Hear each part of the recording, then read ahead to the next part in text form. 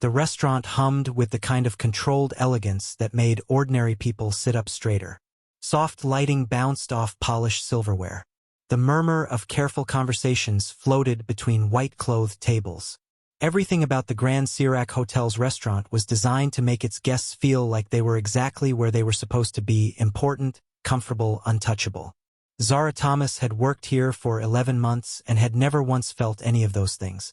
What she felt, mostly, was the dull throb in her left heel from the shoes she hadn't replaced yet, the mental countdown to her 9 p.m. shift at the diner across town, and the quiet, persistent arithmetic of a woman whose expenses always seemed to outrun her income by just enough to keep her anxious. She moved through the restaurant the way water moves through narrow spaces, efficiently, without waste, filling every gap before anyone noticed it needed filling. She was 27 years old, and she had been tired for most of them. "Table 4 needs bread," she said, brushing past her colleague Hyun-ji without breaking stride. "Already on it," Hyun-ji said, then called after her, "Zara, Table 9 is asking for you specifically. Tell them I'll be there in 2 minutes. They've asked 3 times. Then they can ask a 4th. She didn't say it with malice, just fact. She had learned early in this job that the more you ran toward demanding tables, the more demanding they became. You had to make them understand that your time was distributed fairly, not given on command. She was refilling water at table 6 when the door opened. She didn't see it happen. She heard it, not a sound, exactly, but an absence of one. The restaurant didn't go silent all at once. It was more like a wave moving through the room, table by table, conversation by conversation, until the background noise had thinned to almost nothing, and the only sounds left were soft music and the faint scrape of a chair being pushed back somewhere near the entrance. Zara looked up. 2 men in dark suits stood just inside the door, and they had the particular stillness of people whose entire job was to make sure nothing unexpected happened. They weren't looking at the room the way guests did, with curiosity or hunger or social calculation. They were looking at it the way people looked at a space they needed to clear. Then the man between them stepped forward, and Zara understood immediately why the room had changed. Kim Junho was not the tallest man she had ever seen, nor the loudest, nor the most visibly powerful. He was none of those things. What he was the kind of still that made everything around him seem slightly louder and slightly less certain by comparison. He wore a dark charcoal suit that had not come off any rack, and he moved through the entrance of the restaurant the way people moved through spaces they considered already theirs. His face gave nothing away. Not arrogance, not warmth, not acknowledgement of the quiet he had just caused. He simply existed in the room and let the room adjust to him. Min-young, the front host, was already moving toward him with the particular speed of someone who had been specifically briefed. Zara watched her cross the floor, watched the 2 suited men shift almost imperceptibly, and calculated the situation in the time it took her to set down her water pitcher. She moved, not because she knew who he was. She didn't, not yet. She moved because she could see from 3 angles that the corner table Min-young was steering him toward, the premium booth with the city view, the one that guests requested months in advance, was already occupied. A couple had been sitting there for 40 minutes, finishing dessert, and nobody had bothered to tell the host because nobody had expected whoever this was to show up on a Tuesday.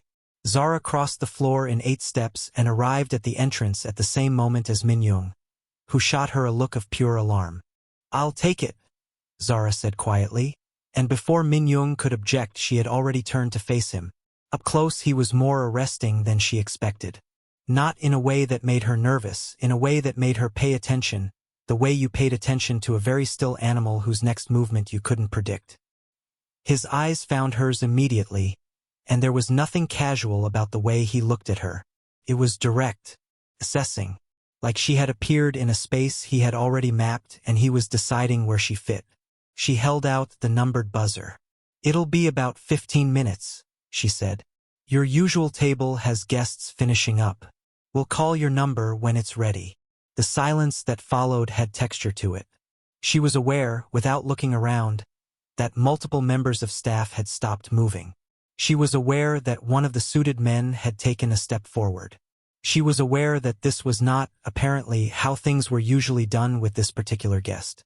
She didn't move, didn't add anything, Didn't apologize. Kim Junho looked at the buzzer in her outstretched hand. Then he looked at her face. Something moved through his expression. Not offense, not amusement exactly, but something between the two that she couldn't quite name. He reached out and took the buzzer from her hand, and the brief proximity of it, his fingers near hers, registered somewhere she didn't examine. He walked to the waiting bench near the entrance and sat down. One of the suited men actually turned to look at the other.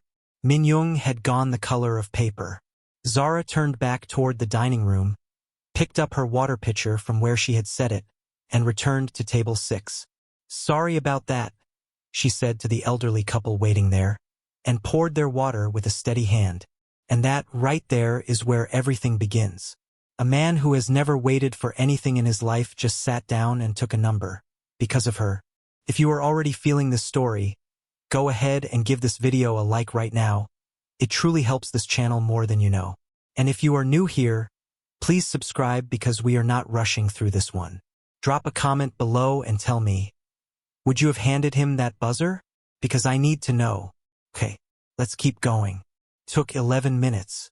Zara watched the clock the way she always did, running 3 tables simultaneously, and when the couple at the corner booth finally rose and gathered their things, she cleared it herself rather than waiting for a buzzer, reset it in under 3 minutes, and walked back to the entrance. He was looking at her when she got there. Had been, she suspected, for a while. "Your table is ready," she said. He stood without a word and followed her across the restaurant. She seated him, laid out his menu, and asked if he wanted still or sparkling water. He said still. She brought it. She took his order when he was ready and delivered his food when it came, and refilled his water once without being asked. When he left, she found a folded stack of bills beneath his water glass. She didn't count them at the table. She carried them to the staff station, unfolded them, and felt the number land in her chest like a small shock. 200,001. She looked at it for one moment. Then she dropped the entire amount into the communal staff tip jar. Hyunji, watching from 2 feet away, made a sound like she had swallowed wrong. Near the exit, Kim Junho paused with his hand on the door. Sang-woo, his second in command, murmured something to him, and he gave a small nod. But before he stepped out, he looked back into the restaurant once more. Not at the table, not at the room. At Zara, already moving toward a new table, already 3 steps into her next task, her face calm and entirely unbothered.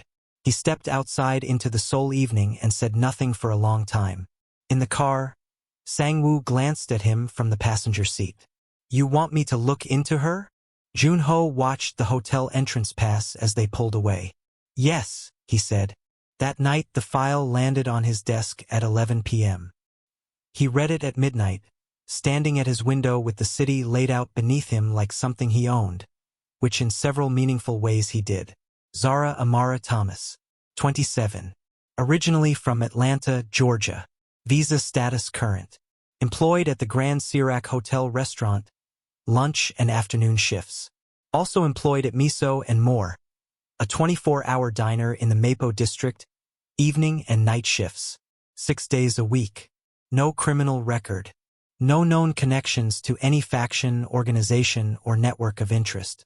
Emergency contact listed as Diana Thomas, mother. Secondary contact, Patrick Thomas, brother. International wire transfers every month, consistent, to an account in Atlanta. He set the file down and picked it up again. He went to the restaurant the following Thursday. Same booth. She seated him without ceremony. Handed him a menu. He already knew what he wanted, but he read it anyway. When she came to take his order, she had a small notepad and a pen that had a slight bend in the cap, like she'd chewed on it during a moment she didn't remember. "Back again," she said. Not flirtatious, not pointed. Just an observation, the way you'd note the weather. "The food is good," he said. "It is," she agreed, and waited for his order with the particular patience of someone whose time was genuinely valuable. He ordered. She brought his food. He ate. He left another 200,001. It went in the staff tip jar before he reached the elevator. The Thursday after that, he came again. And again the week after. For weeks in a row. The staff had developed a visible anxiety, response to his arrival that ranged from Minjung's frozen smile to the junior waiter who once dropped an entire tray of glassware upon seeing him walk in. Only Zara remained unaffected, which was not a performance. She simply had too many things to carry in her head to add irrational fear to the list. What she was, though, was curious. Not about who he was. She had asked Hyunji on the third week, casually, and the name Kim Junho had produced a reaction significant enough to tell her most of what she needed to know without additional detail. What she was curious about was why. Why this restaurant? Why every Thursday? Why he sat in the same booth and ordered the same food and left tips that she consistently refused to personally keep, and why none of that seemed to deter him in the slightest. She didn't ask. It wasn't her business. She had enough business of her own. On a Thursday evening in October, after the dinner rush, Zara sat in the staff room with her shoes off and her phone in her hand and listened to a voice note from her mother. Diana Thomas's voice had changed over the past year. It had always been warm and a little raspy. The voice of a woman who had laughed loudly her whole life and didn't regret the wear. But now there was a thinness to it, a careful quality, like she was measuring out her breath in portions. She said she was fine. She said not to worry. She said Patrick had fixed the leaky tap in the kitchen all by himself. Wasn't that something? Zara pressed her thumb against the corner of her phone screen and breathed slowly through her nose. Then a text came in from Patrick that said, simply, "Don't worry about it, Z, it's handled." Which meant it was not handled and she should absolutely worry about it.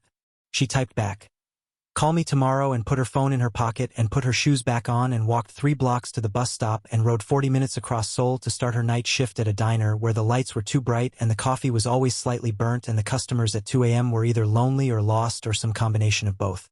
She liked it, actually. There was an honesty to the diner that the hotel didn't have. Nobody at Miso and more was pretending to be anything. They came in hungry or exhausted and she fed them and they left, and it was a clean transaction and she respected that. She was wiping down the counter at midnight when her phone rang. Patrick. He never called when she asked him to. Only when he was out of options. She stepped into the back and answered. By the time the call ended 12 minutes later, she knew 3 things. Her brother had borrowed money while visiting her in Seoul 2 months ago. He had borrowed it from people who did not operate through formal channels. And the figure he said with a voice that tried to be casual and failed completely was large enough that Zara had to put one hand flat on the wall to steady herself. She stood in the back room of the diner for a long time after she hung up. The smell of old coffee and industrial cleaner surrounded her. Somewhere in the kitchen, a radio played something low and indistinct. She went back out to the counter and finished her shift because there was nothing else to do tonight, and tomorrow she would find a way to fix it. She always found a way to fix things. That was the one promise she had made herself so long ago it had become a fact about her, like her height or her blood type. Zara Thomas fixed things. Zara Thomas did not wait to be rescued. She had no idea that by the time she walked out of that diner at 6 a.m., the problem had already been solved without her permission. She found out on a Tuesday. Patrick called her during her lunch break at the hotel, and his voice had that particular quality it got when something had gone better than expected and he couldn't fully explain why. He said the debt was gone. Said the men who had been calling him had stopped. Said someone had reached out to say the matter was closed and there was nothing further owed. "What do you mean closed?" Zara said. She was standing outside the hotel's service entrance, one hand pressed against the cold wall, her half-eaten lunch abandoned on the bench behind her. "I mean closed, Z. Done. Forgiven. Whatever word you want to use. Debts like that don't get forgiven, Patrick. Not by people like that." I know, but who did you talk to? Did someone approach you? Did anyone ask you for anything in return?" "Nobody approached me. It went away." She stood very still. The Seoul afternoon moved around her. Taxis and foot traffic and the distant sound of a delivery bike.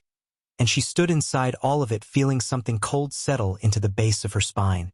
"I'll call you back," she said. She spent the rest of her shift thinking. She ran tables and smiled at guests and refilled water and carried plates, and the entire time, underneath all of it, she was pulling at threads. She thought about the timing. She thought about who in this city had the kind of reach that could make an underground debt disappear with a single conversation. She thought about a man who had been sitting in a corner booth every Thursday for a month, reading a file about her life at midnight. By the time her shift ended, she had stopped pulling at threads and started seeing the whole picture. It took her 48 hours to confirm it. She asked careful questions of careful people, spoke to a woman who worked front desk at a building in Gangnam whose boyfriend moved in circles adjacent to the kind Zara was investigating, and by Thursday morning she knew enough. She did not go to his table that Thursday. She went to his office. The Seoul Group occupied the top 4 floors of a glass tower in the Uido financial district, which was either very clever or very bold. Zara hadn't decided which. She walked in through the lobby in her hotel uniform. She hadn't had time to change, hadn't wanted to, and told the receptionist at the front desk that she was there to see Kim Junho. The receptionist, a young woman with excellent posture and a practiced neutral expression, looked at her for a moment. "Do you have an appointment?" "No. Mr. Kim does not take unscheduled visits. Tell him Zara Thomas is in the lobby." A pause. "I'm sorry, he." "Tell him," Zara said, and the quietness in her voice must have carried something credible in it, because the receptionist picked up her phone. Zara sat down in one of the lobby chairs. She sat with her back straight and her hands in her lap, and she waited with the same unhurried patience she brought to everything, which was not the patience of someone who was calm but the patience of someone who had decided the outcome already. 7 minutes later, a man she didn't recognize stepped out of the elevator. Late 30s, lean, with the watchful eyes of someone who processed information faster than he let on. He looked at her once, up and down, quickly and without rudeness, the way a person assessed a situation rather than a person. "Ms. Thomas," he said. "I'm Lee Sang-woo. I'll take you up." She followed him into the elevator. He pressed the button for the 38th floor and stood beside her in silence, and she appreciated that he didn't try to make small talk or ask her any questions. The elevator opened into a corridor that was quiet in the way that spaces occupied by serious people were quiet. Not empty, but contained. Sang-woo stopped at a set of double doors, knocked once, and opened them. The office was large and understated in a way that was more expensive than decoration would have been. Clean lines, dark wood, a wall of windows that made Seoul look like something you could hold in your hands. Junho was standing behind his desk when she walked in, jacket on, no expression she could read. He didn't look surprised to see her. That, more than anything, confirmed everything. Sang-woo closed the doors behind her. For a moment neither of them spoke. The city glittered behind him.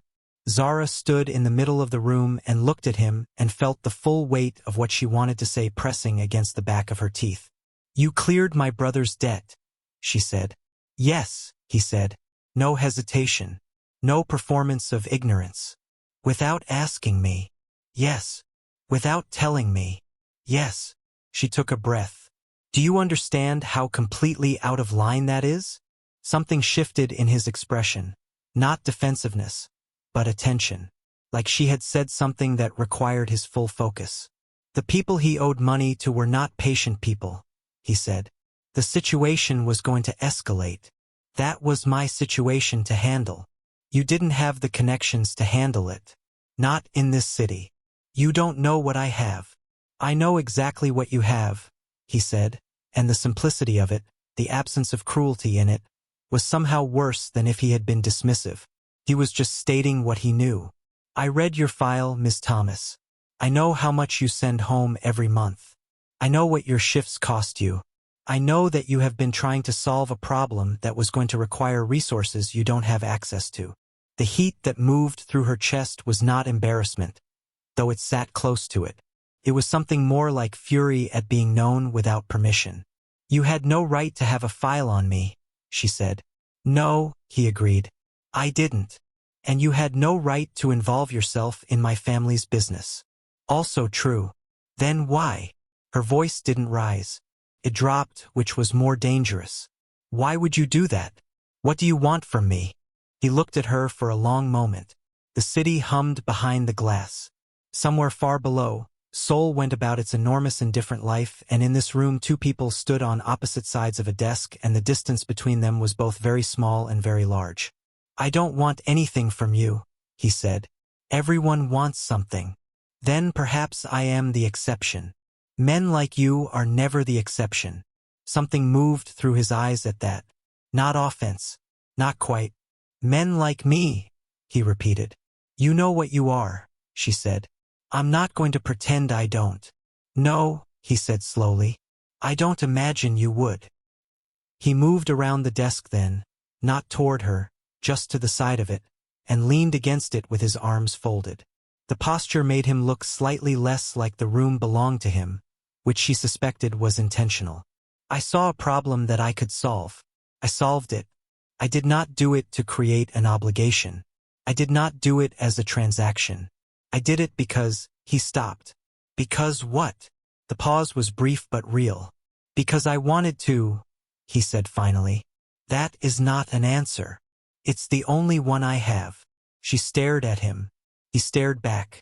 The room held them both in its quiet and neither of them moved, and Zara became aware, with a clarity that irritated her deeply, that this was the longest conversation she had ever had with a man who made her feel like she needed to hold her ground just by existing in the same space as him. I don't want your protection, she said. I don't want your money. I don't want your interference in my life. What happened to Patrick was mine to fix. I understand, he said. Do you? Yes. Then we're done here. She turned toward the door. Ms. Thomas. She stopped but didn't turn around. The Thursday table, he said. I'll still come. She laughed once, short and involuntary, because the sheer certainty of it was almost impressive. Then she opened the door and walked out and did not look back and did not speak to Sang-woo in the elevator and walked out of the building into the afternoon sun and stood on the pavement for a moment with her heart beating harder than she wanted it to. She put her earphones in and walked to the bus stop. He came the following Thursday. She seated him. The air between them was entirely different now, and they both knew it and neither acknowledged it directly, which created its own particular tension, thick as weather. She brought his water without asking. Set it down. Still or sparkling, she said, which was what she always said, and it was ridiculous because they both knew it was always still, but the ritual of it was something to stand behind. Still, he said, which was what he always said. Then, without looking up from the menu he already knew by heart. Are you going to be angry every time you see me? I'm not angry, she said. He looked up. You are. I'm working, she said. He almost smiled. She saw it, the almost of it, and turned away before it could become something she had to respond to. The week after that, she was taking his order when he asked, quietly enough that only she could hear, How is your brother? She wrote the order on her notepad, did not look up. Fine, she said. Good, he said. She walked away and did not examine the warmth that word left behind. There was no room for it. There was no room for any of this. She had a mother getting sicker in Atlanta and a brother who needed watching and 2 jobs and not enough sleep and a life that had been built very carefully around the principle that she did not need anyone to come in and rearrange it. She repeated this to herself on the bus ride to the diner that night. She was still repeating it 3 weeks later when Sang-woo appeared outside the hotel after her shift, not threatening, almost reluctant, and said, There are people paying attention to you that you should know about. People who are not paying attention because of anything you've done. Zara looked at him. Because of him. Sang-woo met her eyes. Yes. She nodded slowly. Thank you for telling me. He won't tell you himself, Sang-woo said. He thinks knowing will frighten you away. Nothing frightens me away, Zara said. Sang-woo looked at her for a moment with something that might have been respect, or might have been pity, or might have been both. I know, he said. That's what worries me. He walked away and left her standing on the pavement with the evening traffic moving past her and the first real finger of fear tracing itself along the back of her neck. Not for herself. She had handled fear before, but for the shape of what was coming, which she could not yet see clearly but could feel the way you felt weather before it arrived. She went to her shift. She came home at 6 a.m. She slept for 4 hours. And on a Wednesday evening 3 days later, she took her usual shortcut between the hotel and the bus stop, the narrow street behind the parking structure, 2 minutes faster, always quiet at that hour, and the black van was waiting. She didn't scream. That was the first thing she registered about herself, in the split second between the van door sliding open and the hands grabbing her arms. She didn't scream, didn't freeze, didn't do any of the things that fear was supposed to make a body do.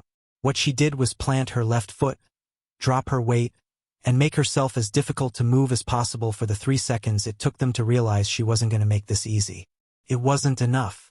There were 2 of them, and they were large and practiced, and she was tired from a double shift, and the math was what it was. They got her into the van. The door slid shut. The van moved. She sat on the metal floor and breathed and looked. 2 guards. One driving, one watching her from the opposite side of the van. No windows in the back. The watching one was bigger, with a scar across his left eyebrow and the bored expression of someone doing a routine job. He had zip-tied her wrists in front of her, not behind, which was either a mistake or an indication that they didn't consider her a serious threat. Either way, it was useful information. She counted turns. Left, left, long straight, right, another right, the road getting rougher beneath the wheels. Industrial area. The drive took 19 minutes. She counted those 2. The van stopped. They walked her into a building that smelled of metal and old water and the particular emptiness of a space that was only used occasionally for purposes nobody documented. A warehouse of some kind. High ceilings. Concrete floor. One working light overhead and the rest of the space swallowed in shadow. They put her in a room that had once been an office. Frosted glass panel on one wall. A metal chair bolted to the floor. A door with a sliding bolt on the outside. The bigger guard zip-tied her wrists to the arm of the chair and left without a word. The door bolted shut. Zara sat in the chair and let the silence settle. Then she started working. She had noticed, when they walked her through the main space, 3 things. A fire exit on the far east wall with a push-bar, older model, the kind that sometimes stuck. A guard rotation she had tracked through sound. Footsteps outside her door every 12 minutes or so. And a security camera in the corner of the main space that had a red standby light, which meant it was on, which meant someone was watching a feed somewhere, which meant there was a monitor, which meant there was a person watching it, which meant at least one more person in the building she hadn't seen. She tested the zip tie against the chair arm. Cheap composite plastic on the tie, older metal on the chair arm with a slight rough edge where the paint had worn. She began working the tie against the edge slowly, methodically, without urgency, because urgency burned energy she needed to conserve. 22 minutes. The tie frayed and snapped. She stood up and rolled her wrists and looked at the frosted glass panel in the wall. Old installation. The rubber seal around the edge had dried and cracked. She pressed her palm flat against it and pushed gently, feeling for give, and found it at the bottom left corner where the seal had fully separated from the frame. She was considering her options with the focused calm of someone solving a practical problem when she heard, from somewhere in the building, a sound that was different from the sounds that had come before it. Not a guard's footsteps. Not the distant clang of the building settling. Something faster, more deliberate, moving from multiple directions at once. She stepped back from the glass panel and positioned herself to the side of the door. Not behind it, that was the first place anyone looked. Beside it, flat against the wall, where the door's swing would put a person in a brief blind spot. The bolt slid back. The door opened inward and a man she didn't know came through it fast and low, the way trained people moved through uncertain spaces, and in the time it took him to register that the chair was empty, Zara had already assessed that he wasn't one of the men who had taken her. Different build, different posture. The weapon at his hip was holstered. "Thomas," he said, already scanning the room. "We're here for you." "Who is we?" she said from beside him. He turned, startled despite himself. Young face, professional eyes. "Mr. Kim sent us." "Where is the other guard?" "The one with the scar." "Contained. There's a third person somewhere watching a monitor feed. East side of the building, I think." He stared at her for half a second. "We know. He's handled." "Then let's go," she said, and walked out the door ahead of him. The main warehouse space was controlled chaos. For of Junho's men moving efficiently through it, 2 of the kidnappers zip-tied on the floor, the third being walked out the east exit. Zara crossed the concrete floor and noted the fire exit, noted the camera with its dead red light now, noted the general layout against her mental map and found it matched reasonably well. Then she saw Junho. He was standing near the main entrance, jacket still on, and he was looking at her with an expression she had never seen on his face before and could not immediately name. It wasn't relief exactly. It was something bigger than relief and more complicated, the expression of someone who had been holding something very tightly and had only just been able to loosen their grip. She crossed the space toward him and stopped 2 feet away. "I had a plan," she said. His jaw moved. "I know you did," he said quietly. The tie was almost through. Another few minutes and I'd have had the glass panel out. "I believe you." She looked at him. He looked at her. His hand came up and she didn't move away, and he pressed a folded cloth gently against her forehead where one of the men had caught her with an elbow during the grab, and she hadn't noticed until this moment that it had been bleeding. The pressure of it was careful, deliberate. His eyes on her face were the most unguarded she had ever seen them. "You're okay," he said. It wasn't entirely a question. "I'm fine," she said. It wasn't entirely true.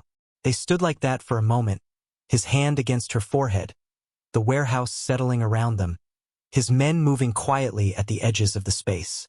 Then she stepped back and he let his hand drop, and the moment closed over itself like water. In the car she sat in the back seat and stared out the window and let the city move past her. Junho sat beside her and said nothing, which she was grateful for.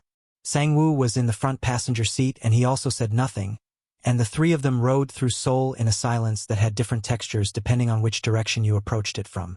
At his building, not a question, not a discussion, just the direction the car went, and she didn't object because she was too tired and because some part of her that she wasn't ready to examine yet didn't want to be alone in her apartment tonight. She was met by a woman who introduced herself as a medic and checked the cut on her forehead with brisk efficiency and declared it superficial. Zara sat on a couch in a room that was larger than her entire apartment and looked at her hands. Junho came in 20 minutes later without his jacket, sleeves rolled to the elbow, carrying 2 cups of tea. He set one in front of her and sat in the chair across and didn't say anything immediately. "Who were they?" she said. Not a question so much as a prompt. "A faction called the Choi Group. They're making a move on territory I control. Using you was meant to send a message." "Using me?" she repeated. The words were flat and careful. "Yes." He didn't look away from her face. "I know what that means. I know what it costs you to hear it." "Do you?" "It means that something I did, something I am, put you in danger without your consent. Without your knowledge." He set his own cup down. "I am sorry, Zara. That is not sufficient. But it is true." She had been ready to be angry. She had been carrying the anger in from the warehouse, holding it ready the way you held a useful tool, and she had expected defensiveness from him or explanation or the kind of careful justification that powerful men offered when they wanted to reframe culpability as circumstance. She had not expected the simplicity of what he said or the way he said it, looking at her directly without protection. The anger didn't leave, but it changed shape. "This is your world," she said. "Yes. I didn't choose it." "No, you didn't. And I can't." She stopped, started again. "I have a mother who is sick. I have a brother who makes bad decisions.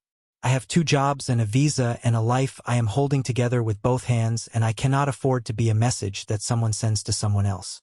I cannot afford to be a variable in someone else's equation. Do you understand that?" "Yes," he said, and then quieter. "More than you know." She looked at him. "What does that mean?" He was quiet for a moment. "My mother used to eat at that restaurant," he said. "The hotel restaurant. Every Thursday. It was her habit for years. After she died, I kept going. I told myself it was because the food was good." Zara said nothing. Let the silence hold the space it needed. "It wasn't because the food was good," he said. She absorbed this. The city glittered beyond the floor-to-ceiling windows, indifferent and enormous. And in the room the only light was the lamp beside the couch, and it made everything feel smaller and more honest than the daylight had. "How long has she been gone?" Zara asked. 3 years. She nodded slowly, looked at her tea. "My mother is still here," she said. "But I can feel her getting further away, and there is nothing I can do about it from this city." The words surprised her, coming out. She hadn't meant to say them. She wasn't someone who said things like that out loud. "Then why stay?" he said. "Because going home means giving up. And I haven't figured out how to do that yet. She picked up her tea. Don't read into that. I'm not talking about you. I know, he said, but something in his voice suggested he wasn't entirely sure. They sat in the quiet for a long time after that, the lamp burning low between them, and outside Seoul moved through its night without asking either of them anything. She slept in the guest suite with the door closed and woke at 5 a.m. from habit and lay in the dark for a moment listening to the building breathe and felt, underneath the exhaustion and the residual shake of adrenaline and the familiar pressing weight of her responsibilities, something she couldn't name precisely. It wasn't comfort. It was something adjacent to it, something that felt dangerously close to not being alone. She got up. She wasn't ready to examine that. She stayed 3 days. Not because she was asked to. Not because anyone told her it wasn't safe to leave, though Sang-woo did mention, once, carefully, that the choice situation was still being resolved and that her apartment building had no security infrastructure worth mentioning. She stayed because her body made the decision before her mind could argue with it. She slept 12 hours the first night, which she hadn't done in years, and woke up feeling like something that had been wound too tight had been, just slightly released. She called in to both jobs. The hotel was understanding in the way that employers were understanding when they couldn't afford to lose you. The diner was understanding in the way that her manager, a small fierce woman named Mrs. Bay, said rest in a tone that allowed no discussion. She spent the first day mostly alone. Junho left early and came back late, and the penthouse was large enough that his absence had a physical quality, a particular kind of quiet that was different from the quiet of an empty space. His staff moved through the apartment with the efficiency of people who had learned to be invisible, and Zara moved through it too, learning its geography the way she learned every space she occupied, methodically, without sentimentality. The kitchen was extraordinary. She found this out at 7 a.m. when she opened the refrigerator looking for something simple and discovered it was stocked with the kind of careful abundance that suggested someone had thought about what a person might actually want to eat rather than what looked impressive. She made eggs. She made too many eggs and left half of them covered on the counter and went to sit by the window with her coffee and watch Seoul wake up from 34 floors above it. She was still there when Junho came back at 9 p.m. He stopped when he saw the covered plate on the counter, looked at it for a moment, then looked at her across the open-plan space, curled in the window seat with her second coffee of the evening and a book she'd found on his shelf that she was only half reading. "You cooked," he said. "I made eggs," she said. "Don't make it significant." He almost smiled. She was starting to be able to tell, the almost smiles from the real ones, not that she had seen many real ones. He sat at the kitchen island and ate the cold eggs without complaint or commentary, and she watched him from across the room and thought about how strange it was that this felt less strange than it should. "The choice situation," she said. "Is it handled? Being handled. That's not the same thing." "No," he agreed. "But it's where we are." She turned back to her window. Below, the Han River caught the city lights and held them in long, trembling lines. "I called my mother today," she said. "She asked if I had made any friends in Seoul." "What did you tell her?" "I told her I was working too much to make friends." A pause. "Is that true?" She considered the question with more honesty than she usually gave to things like it. "It was true," she said. "I'm not sure what it is now." He said nothing to that, but he didn't look away from her, and she could feel his attention across the room like a change in temperature. The second day was different. He didn't leave until noon, and they shared the kitchen in the morning with a careful naturalness that felt both practiced and entirely unrehearsed. He made coffee, strong, no sugar, and she found this out because he made 2 cups without asking and put hers in front of her with the precise amount of milk she used, which she had never told him and which meant he had been paying attention across weeks of Thursday mornings in ways she hadn't tracked. She looked at the cup, then at him. "You remember how I take my coffee?" she said. He met her eyes. "I remember everything about you," he said. "No decoration on it. No performance. Just the plainest possible delivery of a sentence that landed in her chest with the weight of something she hadn't braced for." She picked up the cup. "That should bother me more than it does," she said. "Probably," he agreed and drank his coffee. They talked for 2 hours. Not about danger or debt or factions or files. He asked her about Atlanta and she told him about the neighborhood she grew up in, the particular sounds of it in summer, the way her mother used to cook on Sunday mornings with the radio on and the windows open. He listened the way people listened when they were genuinely interested, not waiting for their turn to speak but actually following her, asking questions that proved he had heard the thing before the thing she said. She asked him about his mother. He talked about her with a quietness that had been clearly practiced but still had live edges to it, places where the loss was still close to the surface. His mother had been a teacher. She had loved that restaurant because it had been the first place his father had taken her when they came to Seoul from Busan, before everything, before the life that came later. She used to order the same thing every time and read while she ate and tipped generously and take up exactly as much space as she needed and no more. Zara listened to this and felt something move through her that she recognized, distantly, as tenderness. She didn't reach for it, but she didn't push it away either. "She sounds like someone worth missing," she said. "She was," he said. "She would have found you very funny." Funny. She had a specific appreciation for people who didn't perform for anyone. He looked at his cup. "She would have respected you considerably." Zara was quiet for a moment. "Don't do that," she said, but her voice had lost some of its edge. "Do what?" "Say things that make it harder to stay angry at you." He looked at her then with something open in his face, something undefended that she hadn't seen before except perhaps in the warehouse for that one unguarded moment. "Are you still angry at me?" he asked. She thought about it honestly. "Yes," she said, "but it's getting complicated." "Complicated how?" "The kind of angry that isn't only angry anymore," she said, which was more than she had intended to say, and she picked up her cup and took a long sip and looked out the window, and he had the grace not to push it further, which made it worse somehow, made him harder to hold at the distance she needed. That evening they ended up at opposite ends of the kitchen island with takeout containers between them because neither had suggested actually going anywhere and the idea of sitting in a restaurant felt absurd given everything, and they ate and talked, and somewhere between the first container and the last one the conversation shifted from careful to unguarded in the way that happens sometimes between people late at night when the performance of the day had worn through. He told her about the weight of the inheritance he had never asked for. A father who built an empire through methods that didn't survive close examination and who had handed it to his only son with the instruction to make it legitimate, which was a task that turned out to be neither clean nor fast and required Junho to become fluent in a kind of moral complexity that had no textbook. He said this without self-pity, which made it easier to hear. She told him about medical school, about the acceptance letter she had deferred and then deferred again and then let expire, about the version of herself she had been building toward before her father left and her mother got sick and Patrick needed someone to hold the structure together. She said she didn't regret it exactly, but sometimes she thought about that other version of herself the way you thought about a road you had watched recede in the rearview mirror, not with longing so much as with the simple acknowledgement that it had been real and it was gone. He listened to all of it. "It's not gone," he said when she finished. "You don't know that. You're 27, he said. "You talk about your life like it's already behind you."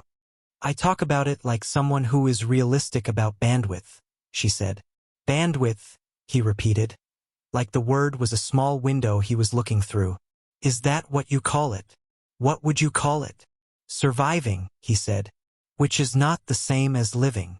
She looked at him across the takeout containers and the lamp and the quiet kitchen and felt the truth of it land somewhere undefended. She didn't argue. She couldn't, not honestly, and she was too tired tonight to argue dishonestly. "Don't," she said softly. "Don't what?" "Don't see me that clearly. It isn't fair." He held her gaze. "I don't know how to look at you any other way," he said. The night folded around them. She went to bed at midnight and lay in the guest suite staring at the ceiling and listened to the city's distant register and thought about a man who remembered how she took her coffee and who had looked at her in a warehouse like she was the thing he had been most afraid of losing and who had just told her, quietly, across takeout containers, that she was surviving instead of living, which was the most accurate and most unwelcome thing anyone had said to her in years. She thought about her mother, about Patrick, about Atlanta and the road receding in the mirror. She thought about Thursday booths and numbered buzzers and a man who had never waited for anything choosing to sit down and wait.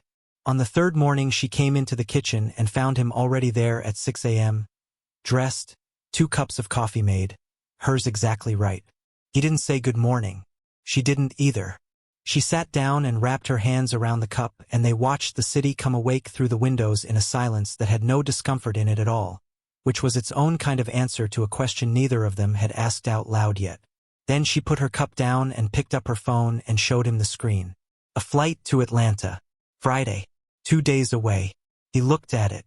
Then at her face. He read her expression the way he read everything. Completely, without rushing. "Your mother," he said. "She's getting worse." Her voice was steady. "I've been delaying this for 2 months. I can't delay it anymore." He nodded once. Looked back at the city. "I'm not asking you to say anything," she said. I wanted you to know." "I know," he said. They sat with it. The coffee steamed between them. Outside the light was the particular pale gold of early Seoul mornings, and it came through the window and lay across the floor between them like something that meant nothing and everything simultaneously. "Was any of this real?" she said. She hadn't planned to ask it. But the flight was in 2 days, and there were things that didn't get said when you kept waiting for the right moment, and she had learned, at some cost, that right moments were a myth. He turned to look at her fully. "It's the most real thing in my life," he said. She absorbed this. Let it sit where it landed, which was somewhere she had been trying to keep clear. Her throat did something she controlled with one careful breath. "That doesn't make it simple," she said. "No," he said. "It doesn't. Your world is dangerous. My world is in Atlanta. Those two things don't resolve easily." "No," he agreed. "They don't." "So what does that mean?" He was quiet for a moment. Then, "It means I don't have an answer that makes this easy. But the absence of an easy answer doesn't change what's true." She looked at him for a long time.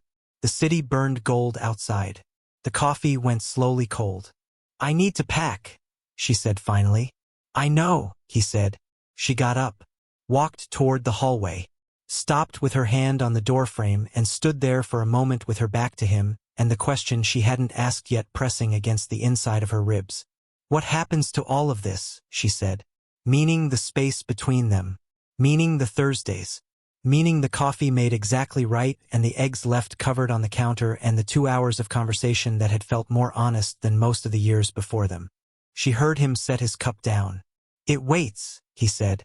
She stood in the doorframe and breathed and felt the words settle into her like something she would carry.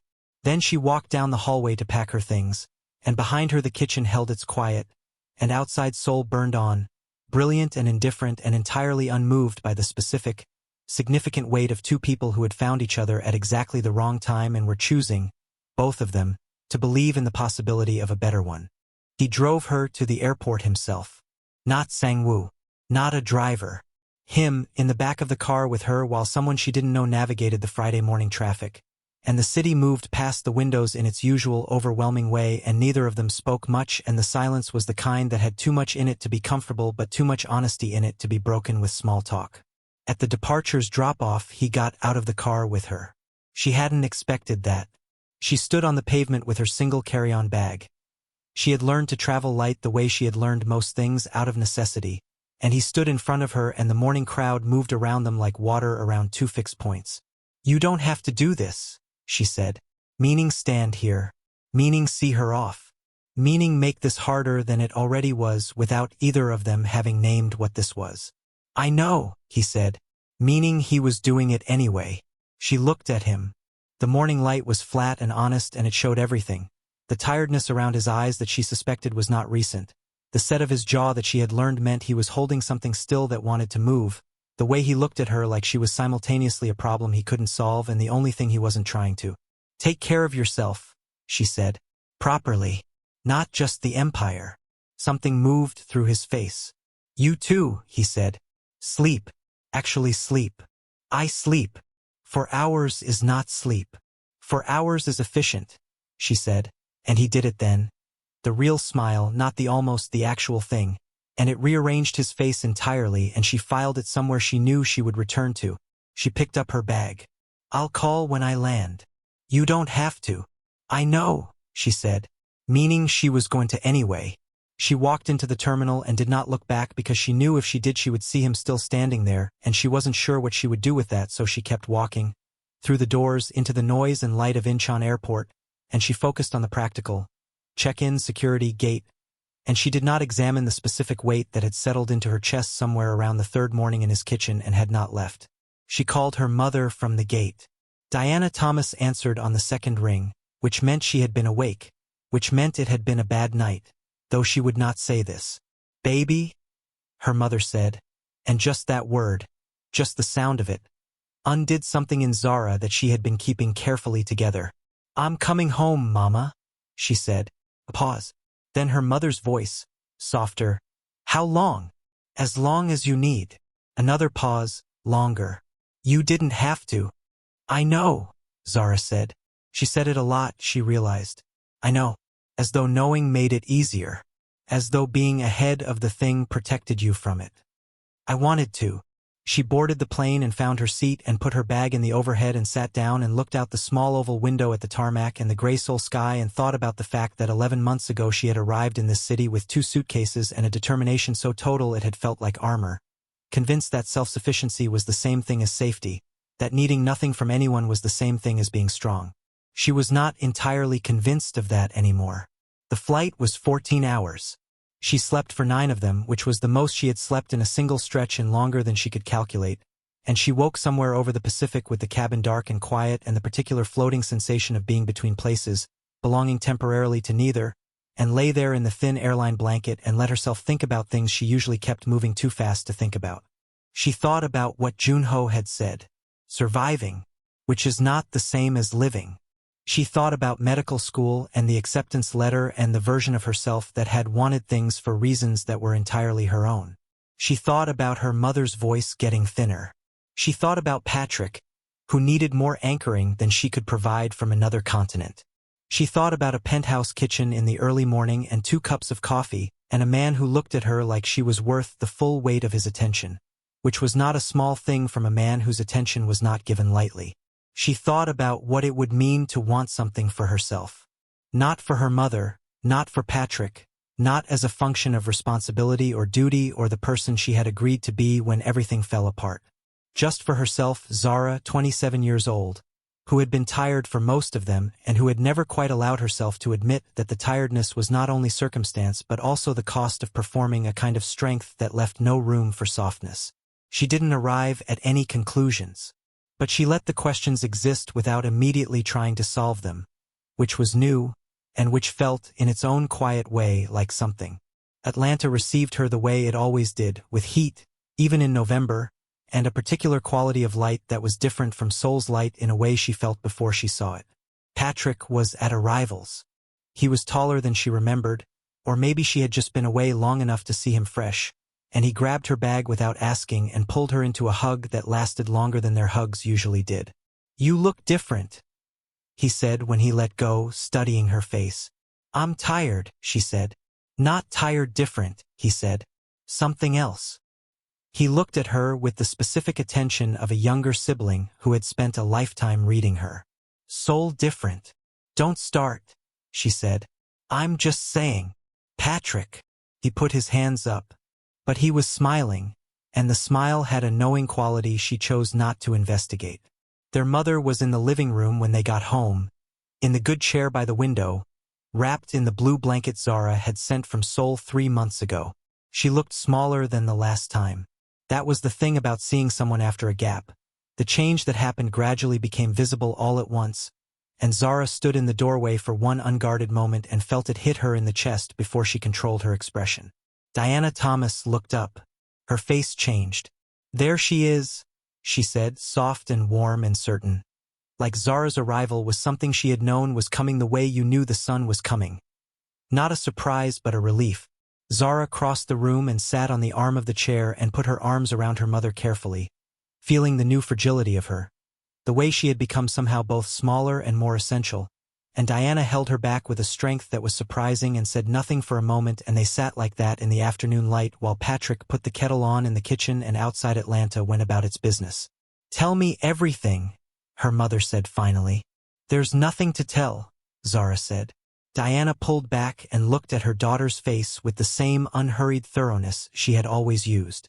She had been a school librarian for 30 years. She had looked at enough faces to know when one was withholding. she said. Mama, I didn't say anything. You said is not a statement. In this family is a full paragraph, Zara said, and her mother laughed, the real laugh, the raspy wide-open one, and for a moment she sounded completely like herself and Zara held on to the sound of it. The first week home was its own kind of recalibration. She went with her mother to appointments and sat in waiting rooms reading information she processed with the clinical part of her brain that medical school had started training and life had continued, and she asked the doctors the right questions and took detailed notes and translated everything into plain language for Diana afterward. Her mother endured this with patient amusement. You should have finished that degree, Diana said one evening. We've had this conversation, Zara said. We'll keep having it. Mama, I'm not an excuse, Zara Amara. I never was and I never will be. Her mother looked at her with the directness that had always been her defining characteristic. You gave things up for this family because you chose to. That was love. But love doesn't have to be permanent sacrifice. At some point it gets to be something else too. Zara was quiet. Is there something else? Her mother asked. Not pushing. Just opening a door. Zara thought about Thursday booths. About a man who waited. About coffee made exactly right without being asked.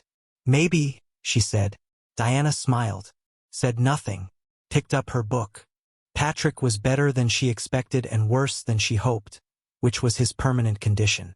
He had a job now, a real one, working logistics for a distribution company, and he seemed genuinely settled in it in a way that surprised her. But he was also Patrick, which meant there were edges and impulses and moments where she could see him making the calculation between the easy thing and the right thing, and she watched him make the right choice more often than he used to and said nothing about it because saying something would embarrass him and the choice would mean less.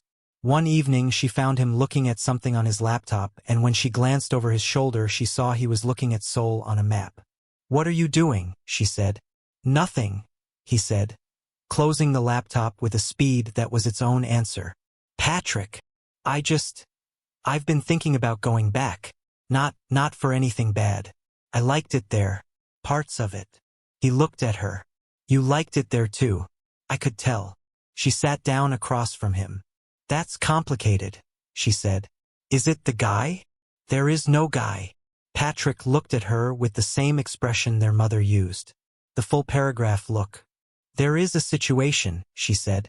That is unresolved. Does the situation have a name?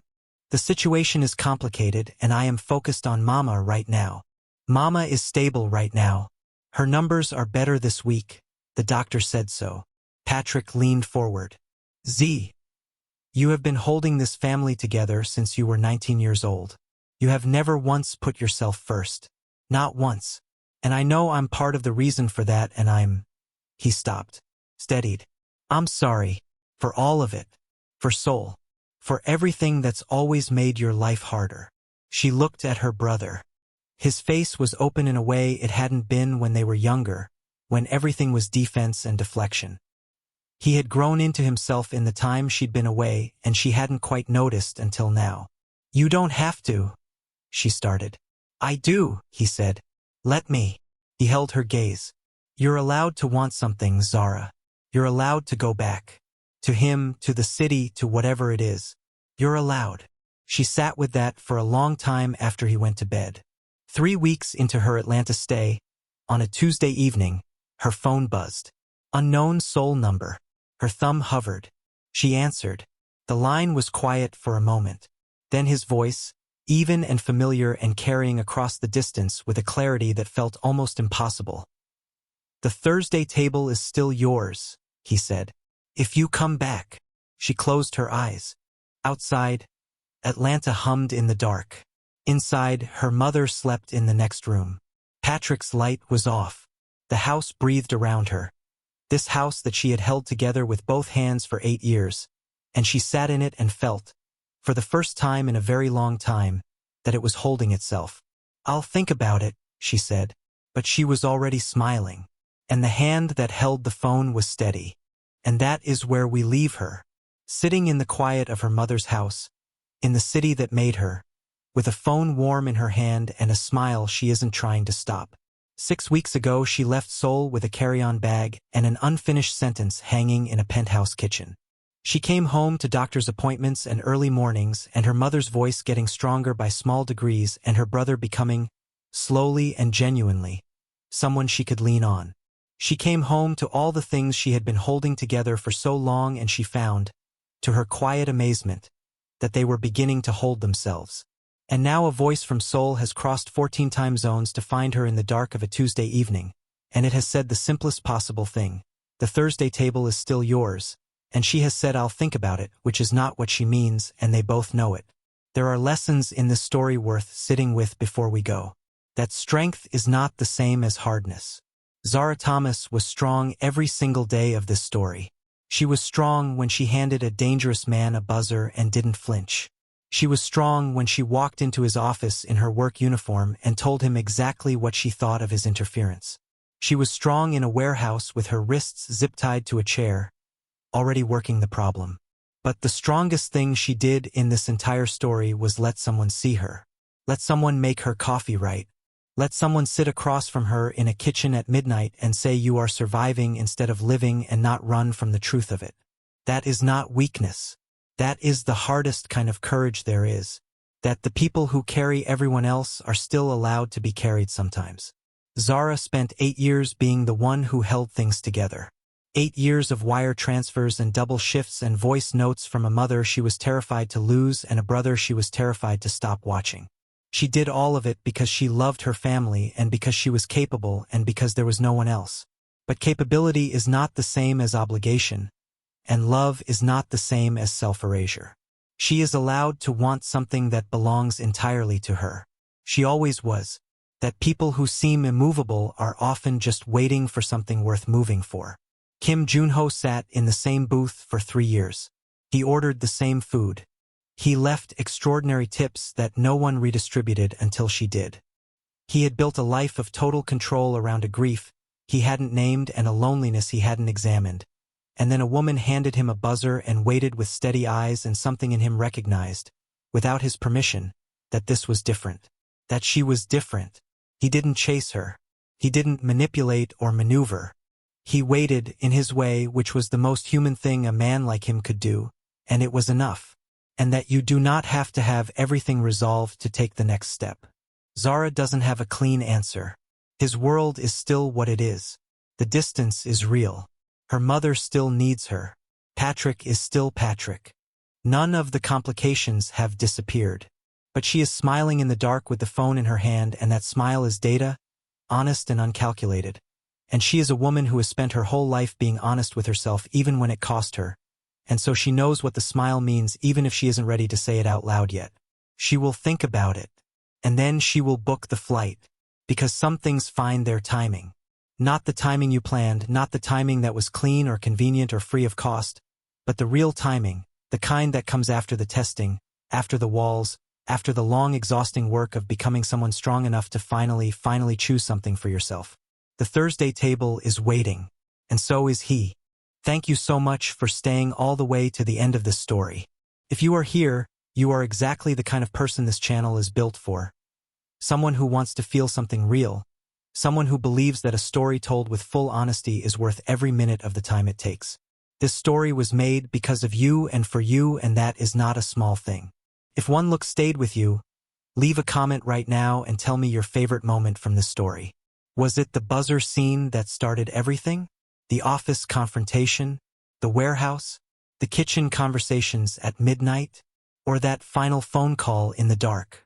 I want to know what hit you hardest. Like this video if the story moved you. It helps this channel more than you know. And subscribe if you want more stories told this way. With depth, with feeling, with characters who earn every single thing they find. We will see you in the next one. Comment part 2 and I will drop it.